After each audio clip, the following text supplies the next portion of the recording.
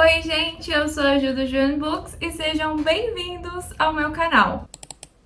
Bom, o vídeo de hoje é um vídeo que é muito perguntado, muito falado, muita gente me perguntou nas lives se eu ia fazer, e sim, eu vou fazer todo ano até eu me formar, ou até eu estar lendo, né, livros de ficção, que é o que eu li num ano na faculdade de letras. Bom, se você não sabe, eu faço a faculdade de letras português Federal, tem vários vídeos sobre a faculdade aqui, vou deixar uma playlist sobre a faculdade aqui embaixo também. E neste vídeo, o que eu faço? Eu listo todas as minhas ficções que eu li na faculdade no ano. Lembrando que esse ano eu ainda continuo naquele 3 trimestres, ano que vem vai ser normal, vai ser 2 semestres se tudo der certo, mas por causa da pandemia, como um semestre meu atrasou, a gente teve que fazer 2,5 e 2,5 esse ano. Então o terceiro, que foi o primeiro desse ano, ainda estava online, aí no segundo desse ano e no terceiro desse ano, que daí seriam o quarto e o quinto, a gente entrou presencial. As coisas mudaram um pouquinho com o presencial, e eu vou falar um pouquinho do porquê que eu não falo aqui os textos que são teóricos. Eu não falo dos textos teóricos porque a gente lê não o livro teórico. Tem aqui um livro teórico porque a gente leu inteiro, o livro todo para fazer um fichamento. Então disso eu vou dizer. Mas os textos teóricos a gente lê muitos em muitas aulas. Então eu acho que até o final da faculdade de letras, se vocês tiverem um interesse sobre textos teóricos, eu posso fazer os textos teóricos mais interessantes para mim, que mais mudaram a minha, assim, opinião sobre as coisas de letras, ou que mais, sabe, fizeram algo realmente pra mim, porque, assim, se eu listar todos os textos teóricos que a gente lê, a gente vai ficar aqui por muito tempo.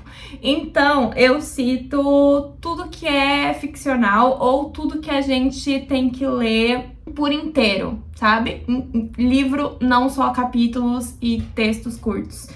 E é isso. Eu cito os contos ficcionados também, porque eu gosto muito de falar sobre eles. E no geral é isso, gente. Se você não me conhece, eu sou a Júlia e seria muito bacana se você se inscrevesse caso você tenha curiosidade na faculdade de letras, caso você faça faculdade de letras. Eu falo bastante da faculdade aqui, então se você tem interesse nisso, seria uma honra ter você como inscrito. Já deixa o gostei e também lembrando que eu falo de livros no geral, né? Ju and Books, além de vlogs e coisas assim, eu falo de livros, então aqui tem um pouco a minha opinião de cada um deles. Se você quiser me apoiar financeiramente, eu tenho um clube do livro do Catarse, onde a gente lê um livro por mês, focado em autoras mulheres e de um país diferente por mês. A gente vai dar a volta no mundo juntos. E seria muito bacana se você quisesse apoiar por lá. E eu também faço lives na roxinha que você pode apoiar. Se você tem o Prime, você pode dar um sub gratuitamente num canal por mês. E seria muito bacana se você me escolhesse. O Bernard tá tendo um ataque de rinite lá no fundo. É isso, não vou cortar os espirros dele, gente, porque senão a gente vai o tempo inteiro ter que cortar esse vídeo. Começando então pelo terceiro semestre, metade do terceiro semestre, a outra metade tá no vídeo do ano passado, né, porque ele foi dividido ao meio.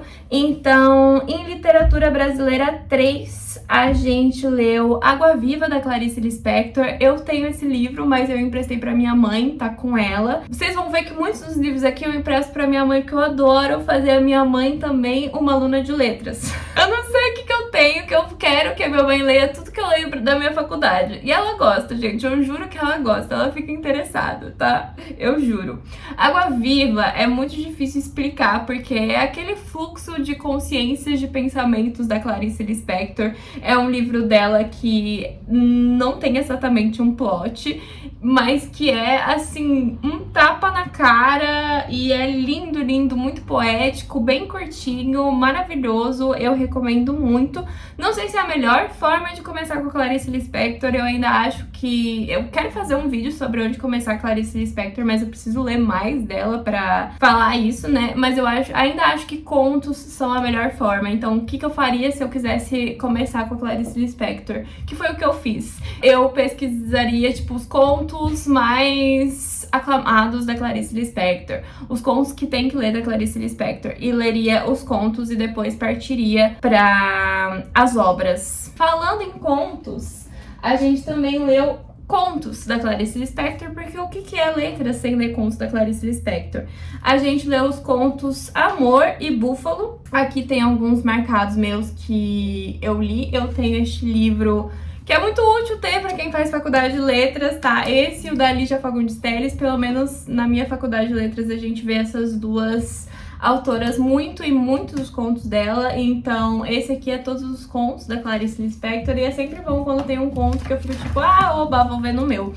E eu leio aqui. É ótimo, eu amo esse livro, ele é muito lindo e, né, tem a capa da Clarice. Eu ainda tenho muita dúvida, gente, se eu uso isso como um pôster e deixo o livro assim, porque eu acho tão bonita essa lombar. Aí a gente leu Até os Pés, da Ana Cristina César, e também alguns outros poemas da Ana Cristina César. Gosto bastante, não conheço, tipo, apesar de já ter lido vários fragmentos da Ana Cristina César, eu não conheço muito bem da autora para falar com total propriedade. Tenho que pesquisar muito mais para falar, mas eu sei que ela é super aclamada, ainda mais hoje em dia, né? Pegou um hype falar da Ana Cristina César e falar da poesia da Ana Cristina César.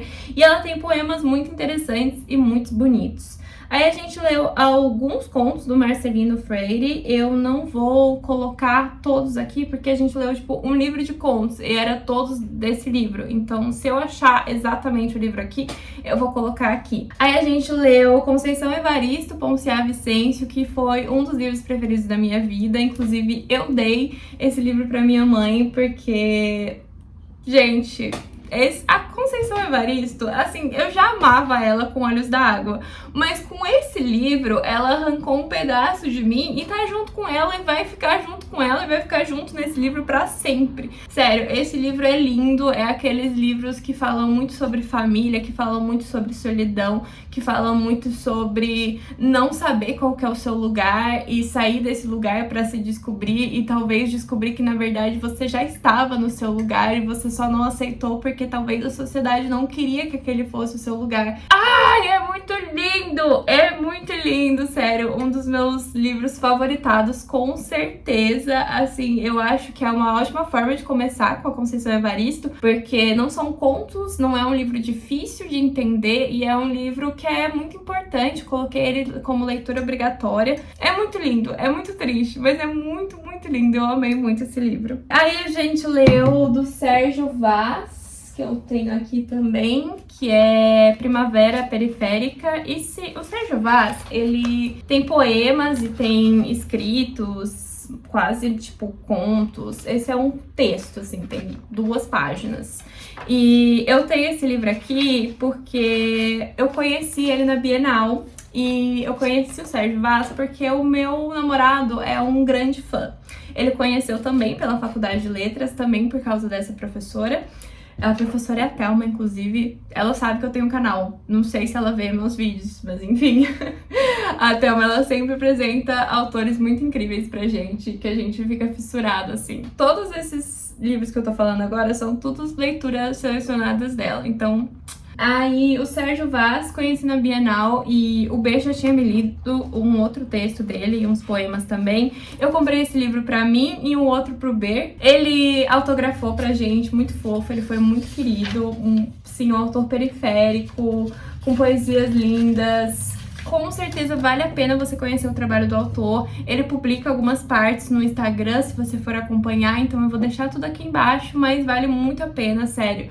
Tem uma poesia muito forte, muito de luta, sabe? Muito bacana, muito, muito bacana. E a gente também leu algumas coisas do Ricardo Aleixo. Também gostei muito, também é um dos autores preferidos do Bernard.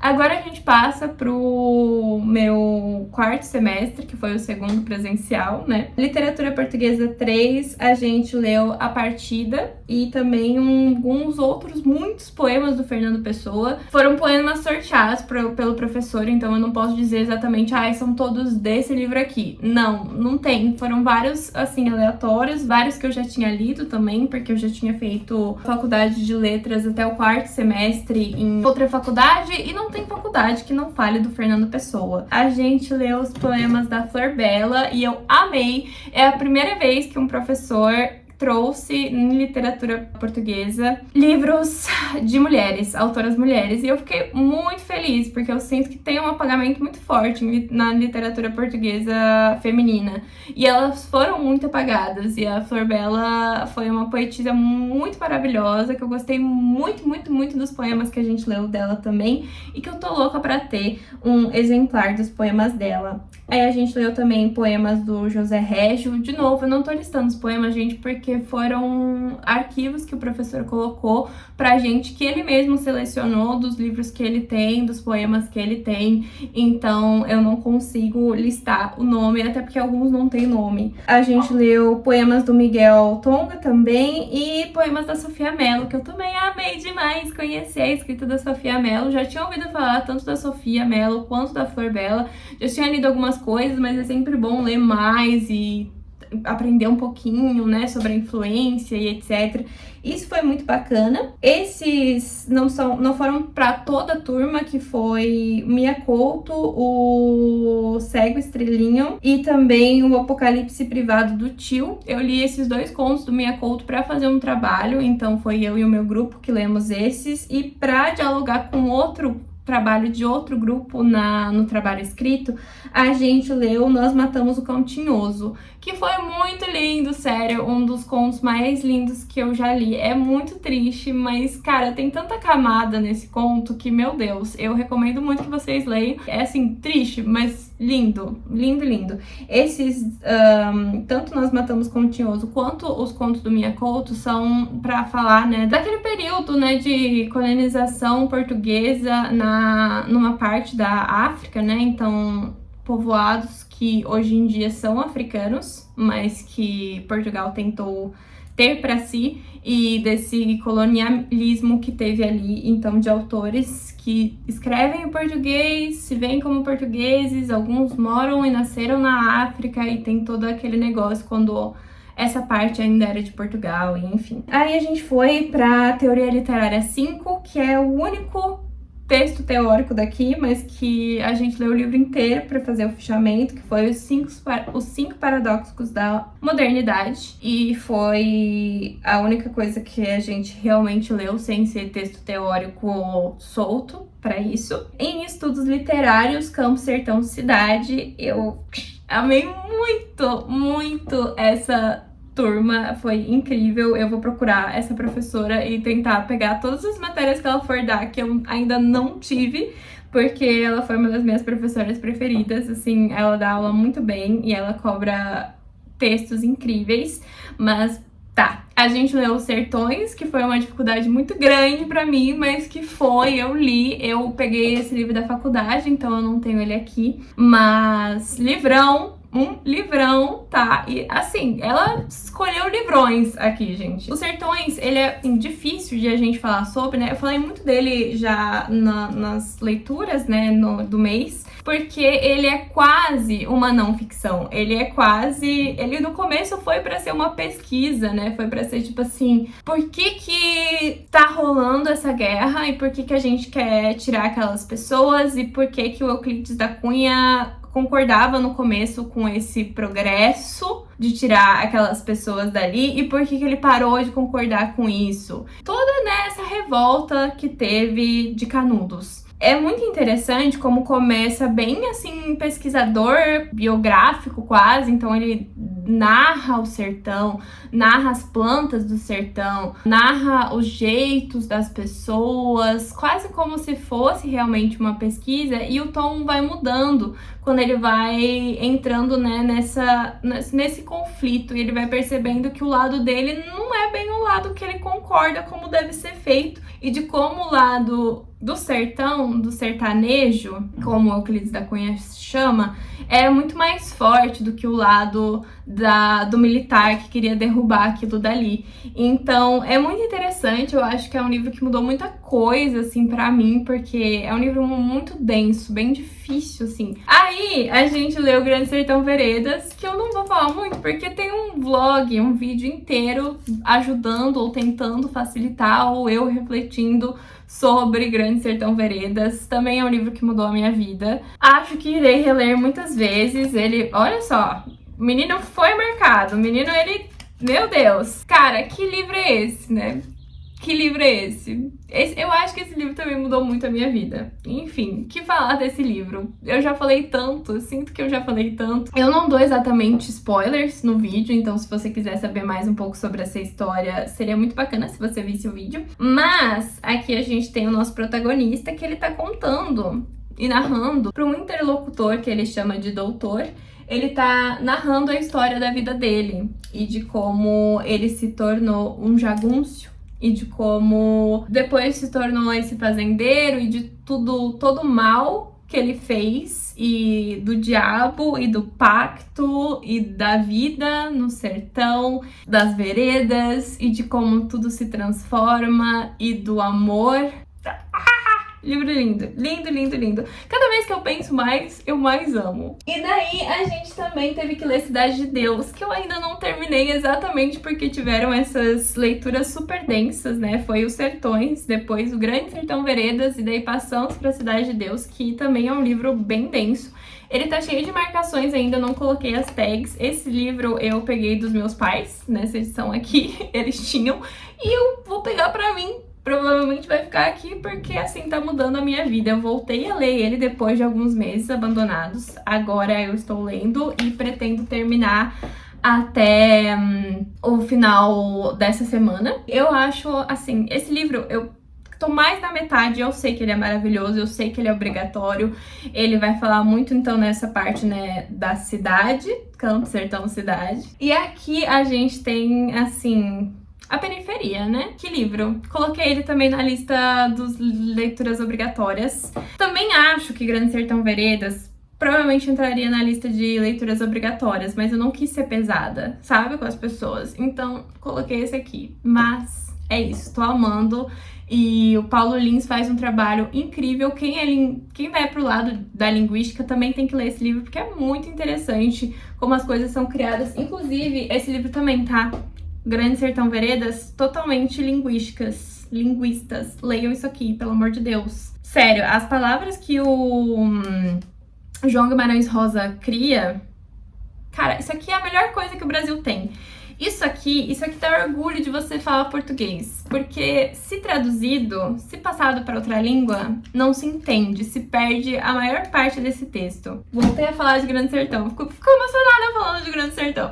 Enfim, esse aqui também dá um trabalho bem legal sobre as gírias e, enfim, ficou bem conhecido o filme, né? Eu tô lendo o livro. Aí, mais pra essa turma, que daí foi, de novo, mais uma vez, do meu grupo, foi Os Ratos. Esse livro tá com meus pais, que eu também amei. Eu falei um pouquinho dele aqui no canal. Esse livro, ele é muito interessante. Ele é de um autor gaúcho. Ele se passa em Porto Alegre, esse livro, e ele se passa em 24 horas. E é um livro que, assim, vai criticar o capitalismo seriamente, assim.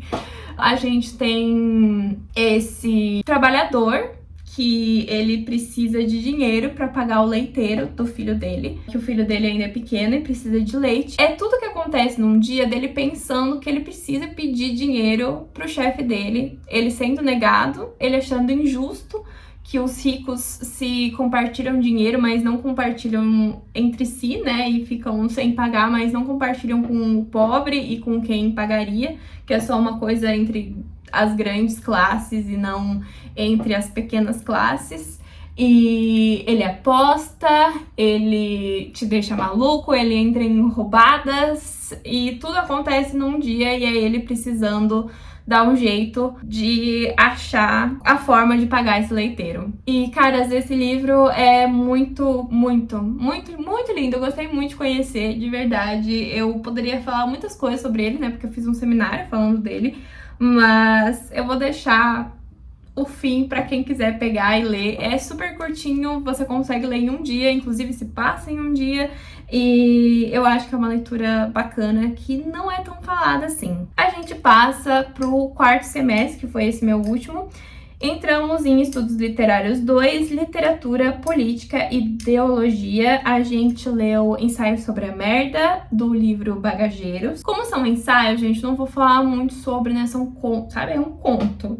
Então, né, foi bacana, tem um final inesperado. A gente também leu o livro da Elvira Wigner, que também foi uma leitura maravilhosa. E eu descobri que a Elvira Wigner é uma das minhas autoras preferidas novas nacionais. E já tinha lido um outro livro dela no semestre passado, no ano passado, que tá listado no vídeo passado, que eu também amei. E esse aqui, nossa senhora, gente, a Elvira Wigner é tipo nossa Sally Rooney brasileira, tá? Só que ela é ainda mais polêmica, ela não vou apelar pra um romance romântico, eu vou falar como uma mulher pensa e largar essas coisas aqui que talvez seja difícil pra você engolir e fazer pessoas que são difíceis de engolir em situações difíceis de engolir, e vai ser um fluxo de consciência dessa narradora. Nos 2 livros que eu li foram 2 narradoras mulheres que elas estão contando a história do jeito delas, assim. Tem uma que, essa aqui, gente, esse livro é tão genial que eu fico assim, caramba, por que a gente não fala mais de Elvira Wigner? Sério, vamos valorizar a literatura nacional. Bom, deixa eu explicar o que acontece aqui. A gente tem essa protagonista, e essa protagonista, ela é uma melhor amiga do João. Eles se conversam pra falar sobre a vida do João. E a vida do João é a seguinte: João trai a mulher com prostitutas. E ele adora falar sobre isso, ele adora contar essas histórias pra nossa narradora. E a nossa narradora, ela começa ouvindo e ela é, assim, uma defensora da mulher do João. E ela cria coisas na cabeça do João e na narração do João que ele não passou, que ela faz acontecerem porque ela acha que conhece o João e porque ela quer tornar essa história do João mais interessante, e ele é uma pessoa mais interessante porque, na verdade, ele é só um básico que não percebe o quanto tudo gira em torno da sua mulher e como sua mulher é incrível. Aí a gente tem que ler Terra Adentro até segunda. Estou filmando este livro sendo sábado, eu ainda não li, mas é um livro, assim, que tem ilustrações e nem 90 páginas, então vai dar tudo certo. E a gente leu também o conto Vestido Amarelo, da Luciana Tchaikovsky. E esse livro eu comprei com a própria Luciana. Vestido Amarelo tá aqui. Muito também pesado esse conto, e também aborda o tema da prostituição, mas muito interessante. E a Luciana, ela foi lá ó, tá autografado. Não dá pra ver, talvez, mas enfim. Ela foi lá na nossa aula, convidada pra nossa prof. Eu fiquei apaixonada, inclusive eu li um outro poema que não é dela, mas que é de um projeto que ela tem com essas outras mulheres, que elas todas se encontraram na UFSC, e elas fazem essa leitura de poesias em voz cantada e enfim. Eu li um dos poemas lá no Instagram, que eu vou deixar o link aqui embaixo pra quem tiver interesse, que fala, assim, uma crítica bem grande ao governo, né? É isso, é lindo. Este trabalho também lindo. Eu tô louca pra ler os outros contos daqui, porque a Luciana, assim, conquistou o meu coração. Agora a gente vai pro último, que foi Teoria Literária 5. A gente leu Amada. Eu reli, no caso, porque eu já tinha lido, e eu fiquei muito feliz de reler Amada. Tá todo marcado agora, mais do que nunca, também tem que passar as tags. Fiquei muito feliz de reler Amada, dessa vez com base teórica, né, e não sozinha. Me fez amar mais ainda o livro, me fez ver coisas que eu não tinha visto. Esse é um dos meus livros preferidos na vida, pra quem não sabe, de uma das minhas autoras preferidas da vida, que é a Toni Morrison. E esse livro, ele tem muito realismo mágico, ele vai acompanhar a história dessa mãe que matou uma das filhas e que talvez essa filha volte pra ela. Ou talvez ela esteja projetando que a filha tenha voltado pra ela em outra pessoa. Nesse lugar, nesse mundo pós-escravatura, mas que ainda tem muitos problemas com mulheres negras, com pessoas negras nos Estados Unidos. Então tem uma ficção histórica por trás.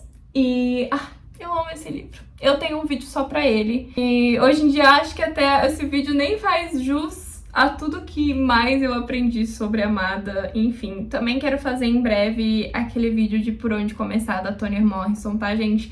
Faltam alguns livrinhos pra eu ler dela, mas do ano que vem não passa. Aí, por último, a gente leu Cadernos de Memórias Coloniais, da Isabela Figueiredo. Eu já tinha lido um pouco desse livro, não inteiro, mas eu conhecia toda a história, porque teve uma apresentação de literatura portuguesa 3 do semestre passado, que falou muito bem sobre o livro, e eu fiquei muito curiosa, então eu tinha pego alguns pedaços para ler, e eles trouxeram alguns pedaços, e esse livro também é muito forte, também vai fazer aquela remetência, né, do colonialismo de Portugal em algumas áreas, países africanos. Esse livro é uma autobiografia quase, um diário, e também uma denúncia, né, do colonialismo presente do próprio pai, que foi ali para ser fazendeiro e ter esses escravos e ter, sabe? E o quanto tinha de racismo nele. E também expor o que aconteceu com essas pessoas, de como ela se via, de como foi ser uma criança e crescer naquele meio e depois voltar para Portugal. E, enfim,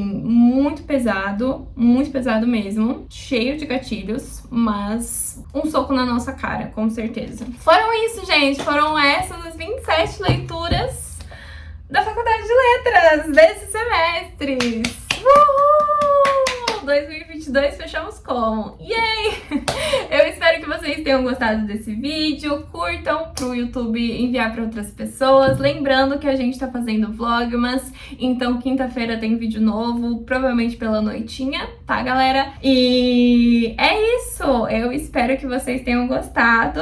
Comentem aqui embaixo, caso vocês tenham interesse. Se vocês fazem faculdade de letras, comentem algum livro que vocês gostaram muito de terem falado na faculdade de vocês, ou qualquer outra faculdade que envolva livros. Não cabe só a literatura apresentar livros ficcionais. Dá pra muitas matérias incentivarem livros e leitura para os jovens, né? Seria bacana. Mas é isso, gente. Eu vou parar de falar, que já falei muito. Eu espero que vocês tenham gostado e vejo vocês no próximo vídeo.